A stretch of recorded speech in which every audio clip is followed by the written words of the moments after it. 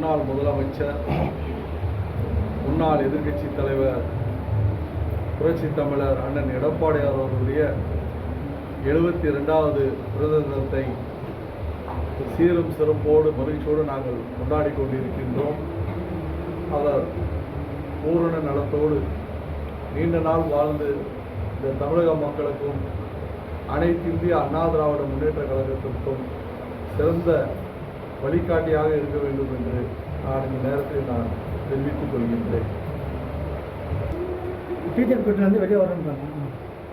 பிப்ரவரி 16, 2017 இருந்து புரட்சி தமிழர் அண்ணன் எடப்பாடியார் அவர்கள் 4 ஆண்டு காலம் ஆட்சியும் தக்க வைத்தார்.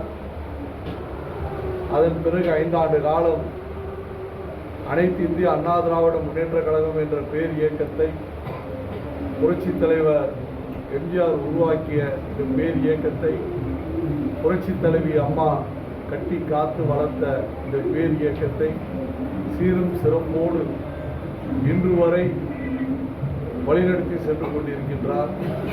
எங்களை பொறுத்தவரை அதிமுக பல சோதனைகளை கடந்து சாதனைகளை படைத்த இயக்கம்.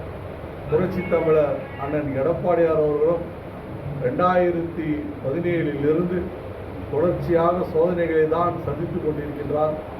ஆனால் இதுவரை எதிரிகளுடைய கனவு என்பது அதிமுகவை அழித்துவிட வேண்டும், அதிமுகவை ஒடுக்கிவிட வேண்டும் என்று நினைத்தவர்கள் எல்லாம் அவர்கள்தான் ஏமாந்து போயிருக்கின்றார்கள்.